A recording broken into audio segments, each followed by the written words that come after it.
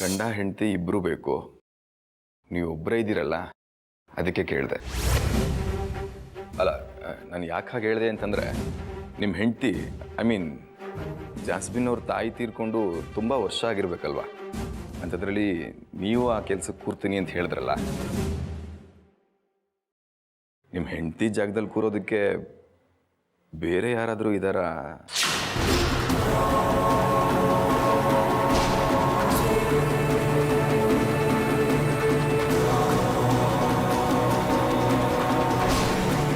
ಹಾಗೇನಾದರೂ ಇದ್ರೆ ಹೇಳಿ, ಪರವಾಗಿಲ್ಲ. ಏನು ಮಾತು ಅಂತ ಆಡ್ತೀಯ ಚಕ್ರಿ? ಮೇರಿ ಜಾಗದಲ್ಲಿ ಬೇರೆ ಯಾರನ್ನೂ ನೋಡೋಕೆ ನಾನು ಇಷ್ಟಪಡಲ್ಲ. ಹೌದು ಚಕ್ರಿ, ಡ್ಯಾಡ್ ಅಮ್ಮ ತೀರ್ಕೊಂಡಾಗಿಂದ ನನಗೋಸ್ಕರ ಯಾರನ್ನೂ ಮದುವೆ ಆಗದೆ ಹಾಗೆ ಉಳ್ಕೊಂಡ್ಬಿಟ್ರು.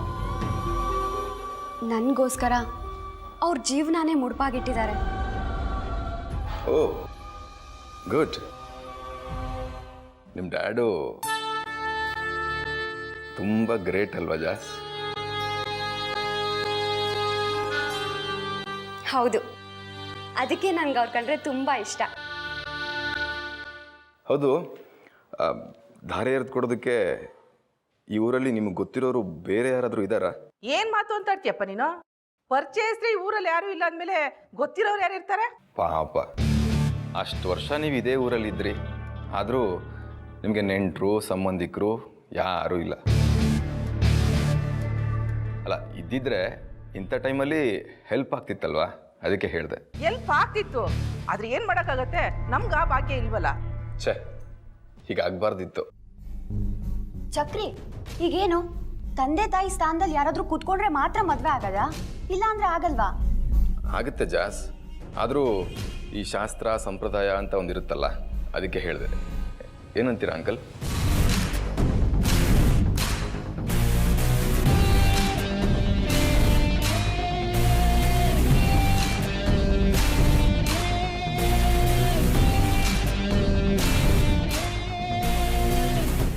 ಸ್ವಾತಿ, ನಾನು ಇಲ್ಲೇ ಇರೋವಾಗ ಇಲ್ಲೇ ಇರು ಅಂತ ಹೇಳಿ ಹೋದ್ರೆ ನೀನೇ ಯಾಕೆ ಮುಚ್ಕಿ ಮನೆಗೆ ಹೋಗಿದ್ದೆ? ಅಜ್ಜಿ, ಅದು ಶೋ. ನೀನೇ ಹೋಗಿದ್ಯಾ ಅಥವಾ ಈ ಮನೆಯವ್ರೇನಾದ್ರು ಬಲವಂತ ಮಾಡಿ ಕಳಿಸಿದ್ರ? ಅದು ಅವರೇ. ಆ ವಿಷಯ ಬಿಡು. ನಾನು ಇಲ್ಲದೆ ಇರೋವಾಗ ಈ ಮನೆಯವರು ಏನೇನು ಮಾತಾಡಿದ್ರು? ಆರ್ಯನ ಹತ್ರ ಮಾತಾಡಿ ಈ ಮದುವೆಗೆ ಒಪ್ಸಿದ್ರ ಇಲ್ವಾ ಹೇಳು? ಇನ್ನೂ ಇಲ್ಲ ಅಜ್ಜಿ, ಆರತಿ ಆಂಟಿ ಮಾತಾಡಿದ್ರು, ಆದರೆ ಆರ್ಯ ಅವ್ರು ಏನೂ ಹೇಳ್ತಾ ಇಲ್ಲ. ಏನು ಹೇಳಿಲ್ಲ ಅಂದರೆ ಏನೇ? ಹೇಗಾದರೂ ನಾಟಕ ಮಾಡಿ ಆರ್ಯನ ಮದುವೆಗೆ ಒಪ್ಸು ಅಂತ ನಾನು ಹೇಳಲಿಲ್ಲ. ಅದು ನನ್ನಿಂದ ಸಾಧ್ಯ ಇಲ್ಲ ಅಜ್ಜಿ. ನಾನು ಏನೇ ಮಾಡಿದ್ರು ಆರ್ಯ ಅವ್ರು ನಂಬಲ್ಲ. ಅದು ಅಲ್ಲದೆ ಇಷ್ಟು ದಿನ ನಾನು ಈ ಮನೇಲಿ ಒಳ್ಳೊಳಾಗಿದ್ದು ಈಗ ಸಡನ್ನಾಗಿ ಕೆಟ್ಟವಳಾಗ್ತೀನಿ ಅಂದರೆ ಯಾರು ತಾನೇ ನಂಬ್ತಾರೆ ಹೇಳಿ? ನಂಬಿಸ್ಬೇಕು ಕಣೆ. ನೀನು ಒಳ್ಳೆಯವಳು ಅಂತ ಅವ್ರು ನಂಬಿದಷ್ಟು ನಮಗೆ ಲಾಭ.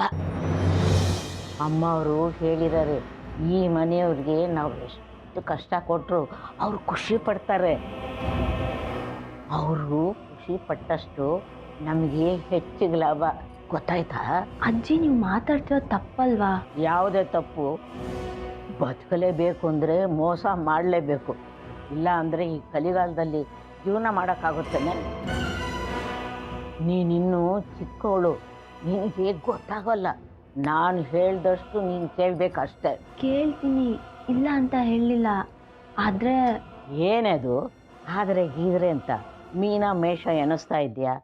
ಆರ್ತಿನ ಈ ಮನೆಯವ್ರನ್ನ ನಾನು ಚುಚ್ಚಿ ಚುಚ್ಚಿ ಮಾತಾಡ್ತೀನಿ, ತಿಳ್ಕೊ. ನೀನು ಅಷ್ಟೇ, ಸಮಯ ಸಿಕ್ಕಿದಾಗ ಈ ಮನೆಯವ್ರನ್ನ ಹಂಗಿಸಿ ಹಂಗಿಸಿ ಮಾತಾಡು. ಗೊತ್ತಾಯ್ತಾ? ಪ್ಲೀಸ್ ಬೇಡ ಅಜ್ಜಿ. ಈಗಾಗಲೇ ಆರ್ಯ ಅವರು ತುಂಬ ಬದಲಾಗಿದ್ದಾರೆ. ಅದು ಅಲ್ಲದೆ ಪ್ರತಿಯೊಂದಕ್ಕೂ ನನ್ನ ಕ್ವಶನ್ ಮಾಡ್ತಾ ಇದ್ದಾರೆ. ಅವ್ರ ವರ್ತನೆ ನೋಡಿದ್ರೆ ಈಗಾಗಲೇ ನಮ್ಮ ಮೇಲೆ ತುಂಬ ಅನುಮಾನ ಬಂದಿದೆ ಅನಿಸುತ್ತೆ. ಅದಕ್ಕೆ ನಾವು ಸುಮ್ಮನೆ ಇದ್ಬಿಡೋಣ. ಏಯ್, ನಾವು ಅವನಿಗೆ ಹೆದರಿ ಹಿಡಿದಿರೋ ಕೆಲಸನ ಬಿಡೋಕ್ಕೆ ಸಾಧ್ಯ ಏನೇ? ನೋಡು, ನೀನು ಮಾಡಿದ ತಪ್ಪನ್ನು ನಾನು ಒಪ್ಕೊಂಡು ಜೈಲಿನಲ್ಲಿದ್ದೆ. ಜೈಲಿನಲ್ಲಿ ನಾನಿದ್ದಾಗ ಅವಳು ನನಗೆ ಸಹಾಯ ಮಾಡಿದ್ದಾಳೆ. ಅವಳು ನಮಗೆ ಉಪಕಾರ ಮಾಡಿದ್ದಾಳೆ. ನಾವು ಅವಳಿಗೆ ಸಹಾಯ ಮಾಡಬೇಕು. ನೀನು ನನಗೆ ಬುದ್ಧಿ ಹೇಳೋಕೆ ಬರಬೇಡ ಅಷ್ಟೇ. ಗೊತ್ತಾಯ್ತಾ?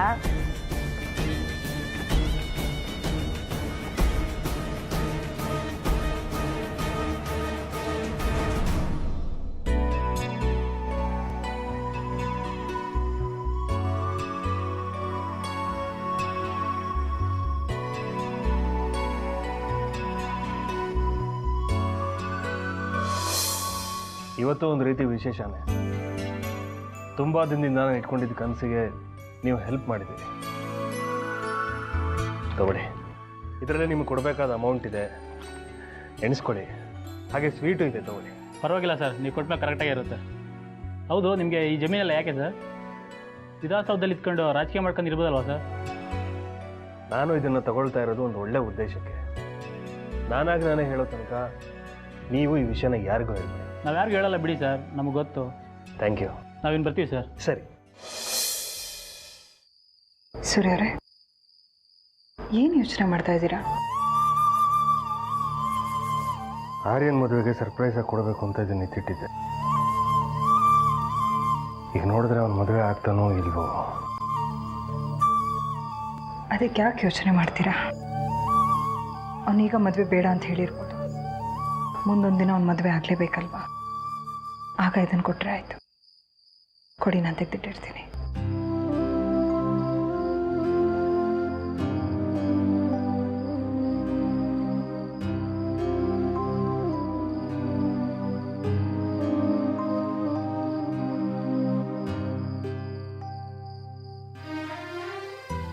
ಸೂರ್ಯರೇ, ತಗೊಳ್ಳಿ, ಹಾಲು ಕುಡೀರಿ. ನನಗೇನು ಬೇಡ, ಹಸಿವಿಲ್ಲ. ನೀವು ಮಧ್ಯಾಹ್ನದಿಂದ ಏನೂ ತಿಂದಿಲ್ಲ, ಅಟ್ಲೀಸ್ಟ್ ಹಾಲಾದರೂ ಕುಡೀರಿ. ಪ್ಲೀಸ್ ಆರ್ತಿ ಅವರೇ, ನನಗೆ ಬಲವಂತ ಮಾಡಬೇಡಿ. ನನಗೆ ಗೊತ್ತು, ನಿಮ್ಮ ಈ ಸ್ಥಿತಿಗೆ ಆದಿತ್ಯನೇ ಕಾರಣ ಆಗಿರ್ಬೋದು. ಅವನಿಗೆ ನಾನು ಬುದ್ಧಿವಾದ ಹೇಳ್ತೀನಿ.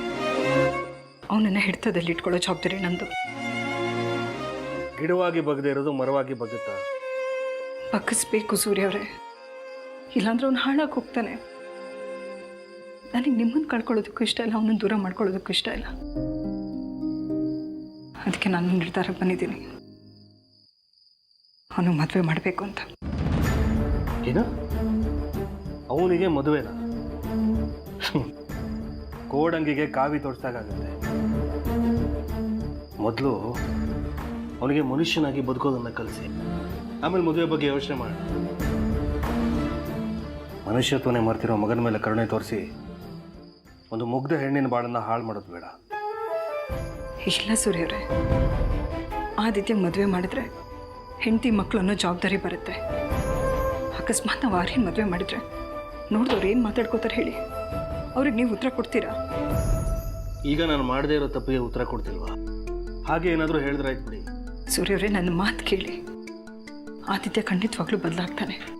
ಅವನಿಗೆ ಮದುವೆ ಮಾಡೋಣ, ಸ್ವಲ್ಪ ತಗ್ಗಿ ಬಗ್ಗೆ ನಡೆಯೋದನ್ನು ಕಲಿತಾನೆ.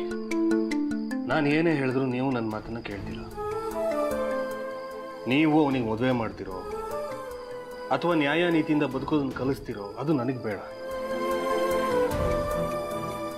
ಇಷ್ಟು ವರ್ಷ ಸಾಕಿದ್ದಕ್ಕೆ ಒಳ್ಳೆ ಬಳುವಳಿನೇ ಕೊಟ್ಟಿದ್ದಾನೆ ಅವನು. ನಮ್ಮ ಆದಿತ್ಯನ ಮದುವೆ ಮಾಡೋದಕ್ಕೆ ನಿಮ್ಗೆ ಒಪ್ಪಿಗೆ ಇದೆ ತಾನೆ? ನನ್ನ ಒಪ್ಪಿಗೆ ಮುಖ್ಯ ಅಲ್ಲ ಆರ್ತಿವ್ರೆ, ನಿಮ್ಮ ಮಗನ ಒಪ್ಪಿಗೆ ಮುಖ್ಯ. ಒಂದು ವಿಷಯ ಹೇಳ್ತೀನಿ ಕೇಳಿ. ಯಾವುದೇ ಕಾರಣಕ್ಕೂ ನಾನು ಈ ಮದುವೆಯಲ್ಲಿ ಭಾಗಿಯಾಗಲ್ಲ. ಅಂದರೆ ಹೆಣ್ಣು ನೋಡೋದ್ರಿಂದ ಹಿಡಿದು ಮದುವೆ ಮಾತುಕತೆ ಅದು ಇದು ಅಂತ. ಹುಡುಗಿನ ನೋಡೋ ಯೋಚನೆ ಏನಿಲ್ಲ ಸೂರ್ಯವ್ರೆ, ಆಗಲೇ ನೋಡಿದ್ದೀನಿ. ಯಾರು? ಆ ನತದೃಷ್ಟ? ಅವಳು ನತದೃಷ್ಟೇ ಅಲ್ಲ, ಅದೃಷ್ಟವಂತೆ. ನಿಮ್ಮ ಆಫೀಸಲ್ಲಿ ವರ್ಕ್ ಮಾಡ್ತೀಯಾಳಲ್ಲ, ಅನನ್ಯ. ಅನನ್ಯನ? ಅವಳು ತುಂಬ ಒಳ್ಳೆ ಹುಡುಗಿ, ನೊಂದಿರೋ ಜೀವ. ಸೊಸೆಯಾಗಿ ನೀವು ಚೆನ್ನಾಗಿ ನೋಡ್ಕೋತೀನಿ ಅಂದರೆ ನಂದೇನೋ ಅಭ್ಯಂತರ ಇಲ್ಲ. ನಾನು ನೋಡ್ಕೊಳ್ಳೋದಲ್ಲ, ನನಗಿಂತ ನಮ್ಮ ಆದಿತ್ಯನ ಅವಳನ್ನ ಚೆನ್ನಾಗಿ ನೋಡ್ಕೋತಾನೆ. ಆ ನಂಬಿಕೆ ನನಗಿಲ್ಲ. ಅದಕ್ಕೆ ನಾನು ನಿಮ್ಗೆ ಹೇಳಿದ್ದು. ಅದೇನು ಹೇಳಿ ಒಪ್ಪಿಸ್ತೀರೋ ಒಪ್ಪಿಸಿ. ಅಂತೂ ನೀವು ಮದುವೆಗೆ ಒಪ್ಪಿಗೆ ಕೊಟ್ರಲ್ಲ, ಇನ್ನೆಲ್ಲ ತಯಾರಿನ ನಾನು ಮಾಡ್ಕೊತೀನಿ. ಆದಿತ್ಯನ ಹತ್ರ ನಾನು ಮಾತಾಡ್ತೀನಿ. ಆರ್ಯನ್ ಒಪ್ಸೋ ಜವಾಬ್ದಾರಿ ನಿಮ್ಮದು. ಅವರಿಬ್ಬರು ಮದುವೆನ ಒಂದೇ ಚೋಟಲ್ಲಿ ಮಾಡಿ ಮುಗಿಸ್ಬಿಡೋಣ, ಏನಂತೀರಾ? ಸರಿ, ಆರ್ಯನ ಹತ್ರ ನಾನು ಮಾತಾಡ್ತೀನಿ. Good night.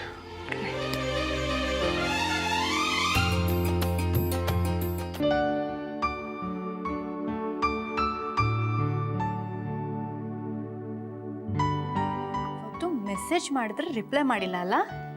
ಇವಾಗ ನನಗೆ ಒಳ್ಳೆ ಚಾನ್ಸ್ ಸಿಕ್ಕಿದೆ, ಕಾಲ್ ಮಾಡಿ ಮಾತಾಡ್ತೀನಿ.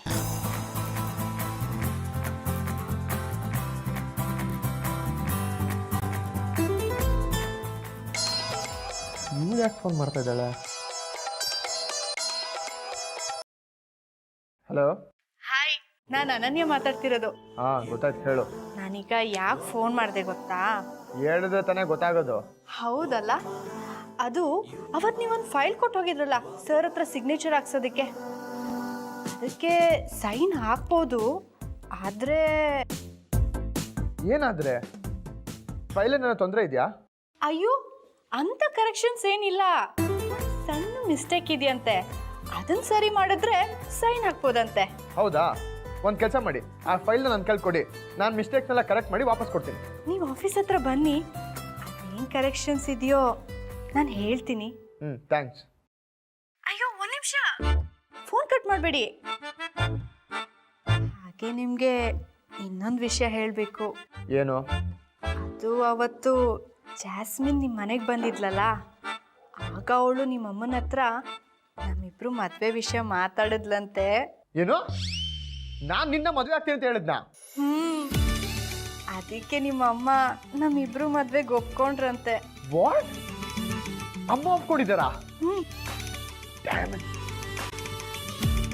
ಅಮ್ಮ, ಅಮ್ಮ. ಹಲೋ ಹಲೋ,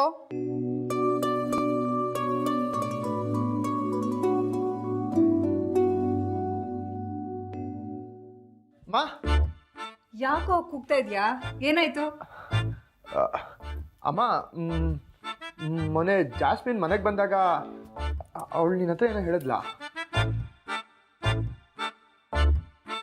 ಇಲ್ವಲ್ಲ, ಯಾಕೆ? ಅವಳೇನಾದರೂ ಹೇಳಿದ್ಲಾ? ಅದು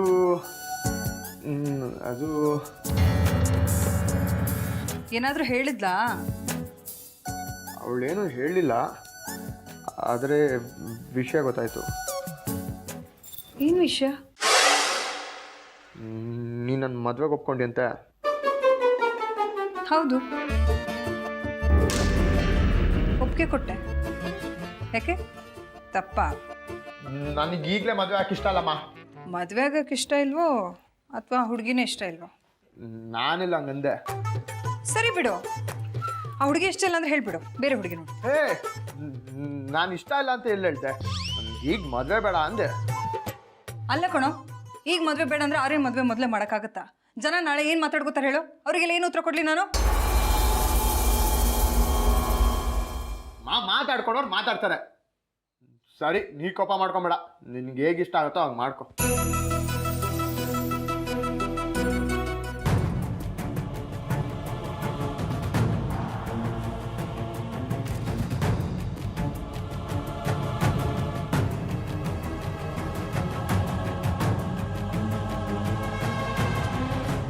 ಏನಮ್ಮ ಆರ್ತಿ, ಏನು ಮಾಡಬೇಕು ಅಂತಿದ್ದೀಯ? ಏನಾಯ್ತಮ್ಮ? ಏನಾಯ್ತಾ? ನನ್ನ ಮೊಮ್ಮಗಳಿಗೆ ನಿಮ್ಮ ಮಗನ ಕೊಟ್ಟು ಮದುವೆ ಮಾಡ್ತೀನಿ ಅಂತ ಹೇಳಿ ಅವರಿಬ್ಬರು ಎಂಗೇಜ್ಮೆಂಟ್ ಮುರಿದೋದ್ರು. ತಲೆ ಕೆಡಿಸ್ಕೊಳ್ದೆ ದೊಡ್ಡ ಮಗನ ಮದುವೆ ಮಾಡೋಕೆ ಹೊರಟಿದ್ದೀಯಾ? ಇದೇನಾ ನೀನು ನಿನ್ನ ಮಾತು ಉಳಿಸ್ಕೊಳ್ತಾ ಇರೋ ರೀತಿ?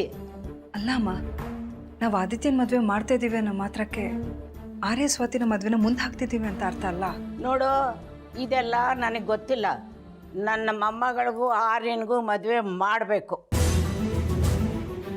ಅಕಸ್ಮಾತು ನನ್ನ ಮಾತು ತಪ್ಪಿ ಆದಿತ್ಯನ ಮದುವೆ ಮಾಡಿದೆ ಅಂದರೆ ಆಮೇಲೆ ನಾನು ಏನು ಮಾಡ್ತೀನೋ ನನಗೆ ಗೊತ್ತಿಲ್ಲ. ಅಮ್ಮ ದಯವಿಟ್ಟು ನೋಡು, ಆ ಮಾತೆಲ್ಲ ಬೇಡ. ಮೊದಲು ನಿನ್ನ ಮಗನ ನಿಶ್ಚಿತಾರ್ಥಕ್ಕೆ ಒಪ್ಪಿಸಿ ಆ ಕಾರ್ಯನ ಮುಗಿಸು. ಮಾತುಕತೆ ಏನೇ ಇದ್ದರೂ ಆಮೇಲೆ ಮಾತಾಡೋಣ. ನಾನು ಹೇಳಿದ್ದು ಅರ್ಥ ಆಯ್ತು ತಾನೆ?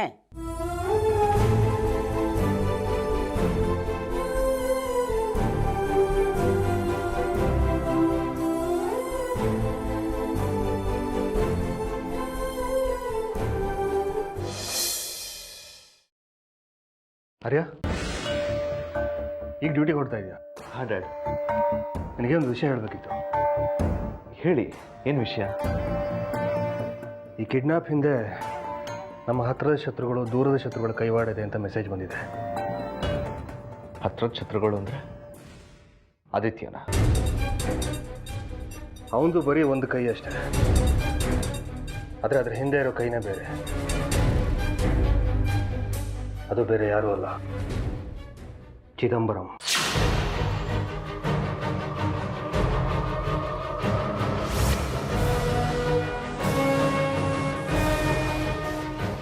ಅವನೇ ಆ ದಿನ ರಾಜಕೀಯಕ್ಕೆ ಕರ್ಕೊಂಡು ಬಂದಿರೋದು, ನನ್ನ ವಿರುದ್ಧ ಎತ್ತು ಕಟ್ತಿರೋದು. ಕಿಡ್ನಾಪ್ ಹಿಂದೆ ಅವನದೇ ಕೈವಾಡ ಇದೆ ಅಂತ ನನಗೆ ಅನುಮಾನ ಇದೆ. ಡ್ಯಾಡ್, ಚಿದಂಬರಂ ಈ ಊರಲ್ಲೇ ಇಲ್ಲ. ಮಲ್ಲೇಶಕ್ಕೆ ಹೋದವನು ಮತ್ತೆ ವಾಪಸ್ ಬರಲೇ ಇಲ್ಲ. ಇಲ್ಲೇ ನೀನು ಮಿಸ್ ಆಗ್ತಿರೋದು. ನಮ್ಮ ಜೊತೆಗಿರೋ ಶತ್ರುಗಳನ್ನ ಫಾಲೋ ಮಾಡಿದ್ರೆ ಅವನು ಬೆನ್ನ ಹಿಂದೆ ಯಾರಿದ್ದಾರೆ ಅಂತ ಗೊತ್ತಾಗುತ್ತೆ. ಡ್ಯಾಡ್, ನೀವು ಯಾರೋ ಊರಲ್ಲಿ ಇಲ್ದಿರೋ ವ್ಯಕ್ತಿ ಬಗ್ಗೆ ಅನುಮಾನ ಪಡ್ತಿದ್ದೀರಾ. ನನ್ನ ಕಿಡ್ನಾಪ್ ಆಗಿರೋ ಹುಡುಗಿ ಜೊತೆ ಕಿಡ್ನಾಪ್ ಆಗಿರೋ ಸ್ಥಳಕ್ಕೆ ಹೋಗಿ ಚೆಕ್ ಮಾಡಿದೆ, ಎಂಕ್ವೈರಿ ಮಾಡಿದೆ, ಸರ್ಚ್ ಮಾಡಿದೆ. ಆದರೆ ಹುಡುಗಿಗೆ ತನ್ನ ಕಿಡ್ನಾಪ್ ಮಾಡಿದ ಒಬ್ಬರು MLA ಅಂತ ಬಿಟ್ಟು ಬೇರೆ ಯಾವ ವಿಷಯನೂ ಗೊತ್ತಿಲ್ಲ. ಅವಳು ಏನೂ ಹೇಳ್ತಾನೂ ಇಲ್ಲ. ನೀನು ಏನು ಮಾಡ್ತೀಯೋ ನನಗೆ ಗೊತ್ತಿಲ್ಲ. CM ಈ ವಿಷಯವಾಗಿ ನನಗೆ ಫೋನ್ ಮಾಡಿದ್ರು. ಕಿಡ್ನಾಪ್ ವಿಷಯದ ಬಗ್ಗೆ ವಿರೋಧ ಪಕ್ಷದವರ ಪ್ರೆಷರ್ ಇದೆ ಅಂತ ಹೇಳಿದರು. ಏನು ಮಾಡ್ತಿರೋ ಬೇಗ ಡಿಸೈಡ್ ಮಾಡಿ ಅಂತಲೂ ಹೇಳಿದರು. ನೀನು ನನ್ನನ್ನು ಅಪರಾಧಿ ಸ್ಥಾನದಲ್ಲಿ ಕೂರಿಸ್ತೀಯೋ ನಿರಪರಾಧಿ ಅಂತ ಪ್ರೂವ್ ಮಾಡ್ತೀಯೋ ನಿನಗೆ ಬಿಟ್ಟಿದ್ದು. ಡೋಂಟ್ ವರಿ ಡ್ಯಾಡ್, ನನ್ನ ಮೇಲೆ ನಂಬಿಕೆ ಕಳ್ಕೊಳ್ಬೇಡಿ. ನಿಮ್ಮನ್ನು ನಿರಪರಾಧಿ ಅಂತ ಪ್ರೂವ್ ಮಾಡೇ ಮಾಡ್ತೀನಿ. Don't worry. ಅರಿಯೋ, ಎಂಗೇಜ್ಮೆಂಟ್ ವಿಷಯ ಏನಾಯಿತು? ಅದ್ರ ಬಗ್ಗೆ ಮಾತಬೇಡ ಅಂತ ಹೇಳಿದ್ನಲ್ಲ, ಪದೇ ಪದೇ ಯಾಕೆ ಅದನ್ನೇ ಕೇಳ್ತೀರಾ? ಪ್ರಮೋಷನ್ ಆದಮೇಲೆ ಆಗ್ತೀನಿ ಅಂತಿದ್ದಿಲ್ಲ. ನಾನು ಕಮಿಷನರಿಗೆ ಫೋನ್ ಮಾಡಿದ್ದೆ. ಅವರು ಯಾವ ಫೈಲು ನನ್ನ ಹತ್ರ ಬಂದಿಲ್ಲ ಅಂತ ಹೇಳಿದರು. ಆಗ ನನಗೆ ಗೊತ್ತಾಯಿತು, ನೀನು ಆ ಕಾರಣಕ್ಕಲ್ಲ ಬೇರೆ ಯಾವುದೋ ಕಾರಣಕ್ಕೆ ಎಂಗೇಜ್ಮೆಂಟ್ ಬೇಡ ಅಂತಿದ್ಯಾ ಅಂತ. ಏನದು? ನನಗೆ ಸದ್ಯಕ್ಕೆ ಮದುವೆ ಎಂಗೇಜ್ಮೆಂಟ್ ಏನು ಬೇಡ. ಅದೇ ಯಾಕೆ ಅಂತ? ಯಾಕಂದ್ರೆ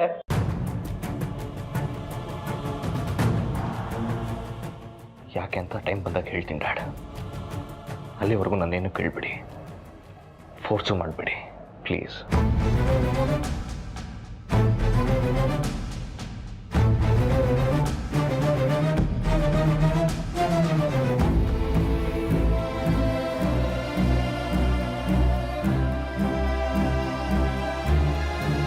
ನೋಡು ಶಿಶು, ಇವನನ್ನು ಹೀಗೆ ಬಿಟ್ರೆ ನಮ್ಮ ಮನೆಯಲ್ಲೇ ನಾವು ಯಾರು ಅನ್ನೋ ಹಾಗೆ ಮಾಡ್ಬಿಡ್ತಾನೆ. ಮೊದಲು ಯಾರು ಅಂತ ತಿಳ್ಕೊಬೇಕು, ಆಮೇಲೆ ಒದ್ದು ಹೊರಗಡೆ ಹಾಕಬೇಕು. ಅಲ್ಲಿ ತನಕ ನಮ್ಗೆ ಉಳ್ಕಾಲ ಇಲ್ಲ. ನಾನೀಗ ಅದನ್ನೇ ಮಾಡಕ್ಕೆ ಹೋಗ್ತಾ ಇರೋದು ಅತ್ತೆ. ಅವ್ನು ಕೊಟ್ಟಿರೋ ಡಾಕ್ಯುಮೆಂಟ್ಸ್ ಪ್ರಕಾರ ಅವ್ನು ಯಾವುದೋ ಕ್ರಿಶ್ಚಿಯನ್ ಸ್ಕೂಲಲ್ಲಿ ಓದಿರೋದು. ಅದೆಲ್ಲಿ ಏನು ಅಂತ ಡೀಟೇಲ್ಸ್ನ ಕಲೆಕ್ಟ್ ಮಾಡ್ಕೊಂಡಿದ್ದೀನಿ. ಈಗ ಅಲ್ಲಿ ಹೋಗಿ ವಿಚಾರಿಸಿದ್ರೆ ಸತ್ಯ ಏನು ಅಂತ ಗೊತ್ತಾಗತ್ತೆ. ಮೊದಲ ಕೆಲಸ ಮಾಡು. ನೋಡು, ಈ ವಿಷಯ ನಮ್ಮಿಬ್ಬರು ಮಾತ್ರ ಗೊತ್ತಾಗಬೇಕು, ಬೇರೆ ಯಾರಿಗೂ ಗೊತ್ತಾಗಬಾರ್ದು. ಅವ್ನಿಗೇನಾದರೂ ಗೊತ್ತಾದರೆ ಅಷ್ಟೇ, ಇನ್ಯಾವುದಾದ್ರೂ ಕಾದ್ರೆ ಮರಿ ಸಾಲ ಶುರು ಮಾಡಿಬಿಡ್ತಾನೆ. ನೀವು ಹುಷಾರಾಗಿ ಮಾತಾಡಬೇಕಾಗಿರೋದು. ಅವನು ನಮ್ಮ ಬಗ್ಗೆ ಎಲ್ಲ ತಿಳ್ಕೊಂಡೇ ಇಲ್ಲಿಗೆ ಬಂದಿದ್ದಾನೆ ಅಂತ ನನಗೆ ಅನ್ನಿಸ್ತಾ ಇದೆ. ಈಗ ಹೋಗಿ ವಿಚಾರಿಸಿದ್ರೆ ಎಲ್ಲ ಸತ್ಯನೂ ಗೊತ್ತಾಗತ್ತೆ. ಹುಷಾರು ಕಣೋ, ಹುಷಾರು.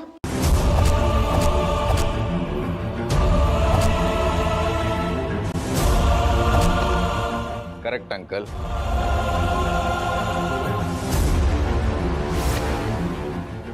ಆಂಟಿ ಹೇಳಿದಾಗೆ ಟ್ರಾಫಿಕ್ ತುಂಬ ಜಾಸ್ತಿ ಇದೆ, ಹುಷಾರಾಗಿ ಹೋಗಬೇಕು ಅಂಕಲ್. ಯಾವ ಕಡೆ ಹೊರಟಿದ್ದೀರಾ ಅಂಕಲ್? ಜಯನಗರ ಅಲ್ಲ, JP ನಗರ. ಹೌದಾ? ನಾನು ಆ ಕಡೆನೇ ಹೊರಟಿದ್ದೀನಿ. ಬನ್ನಿ, ಡ್ರಾಪ್ ಮಾಡ್ತೀನಿ. ಬೇಡ, ನೀನು ಇವಾಗ ನಾನು ಡ್ರಾಪ್ ಮಾಡಿದ್ರೆ ವಾಪಸ್ ಬರೋವಾಗ ನನಗೆ ತೊಂದರೆ ಆಗತ್ತೆ. ನಿನ್ನ ಪಾಡಿಗೆ ನೀನು ಹೋಗು, ನನ್ನ ಪಾಡಿಗೆ ನಾನು ಹೋಗ್ತೀನಿ. ಅಯ್ಯೋ, ಅದಕ್ಕೆ ಯಾಕೆ ಅಂಕಲ್ ಇಷ್ಟೊಂದು ಟೆನ್ಷನ್ ಮಾಡ್ಕೋತಾ ಇದ್ದೀರಾ? ನಿಮ್ಮ ಕೆಲಸ ಮುಗಿಯೋವರೆಗೂ ನಾನೇ ವೆಯ್ಟ್ ಮಾಡ್ತಾ ಇದ್ದು, ನಿಮ್ಮನ್ನು ಮನೆಗೆ ಡ್ರಾಪ್ ಮಾಡಿ ಆಮೇಲೆ ನನ್ನ ಕೆಲಸದ ಮೇಲೆ ಹೋಗ್ತೀನಿ. ಏನೂ ತೊಂದರೆ ಇಲ್ಲ.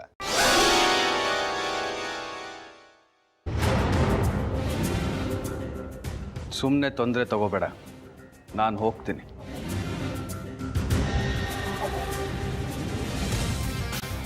ಏನು ಅಂಕಲ್ ಇಷ್ಟೊಂದು ಸಂಕೋಚ ಪಡ್ತಾ ಇದ್ದೀರಾ?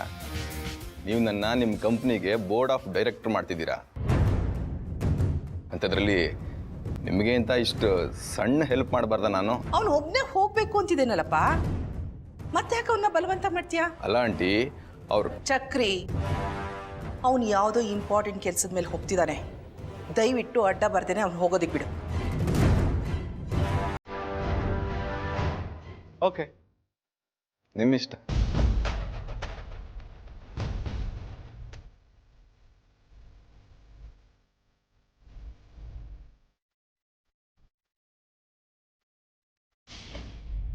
ಶಶು, ನೀನು ಹೋಗ್ಬಿಟ್ಟು ಬರ.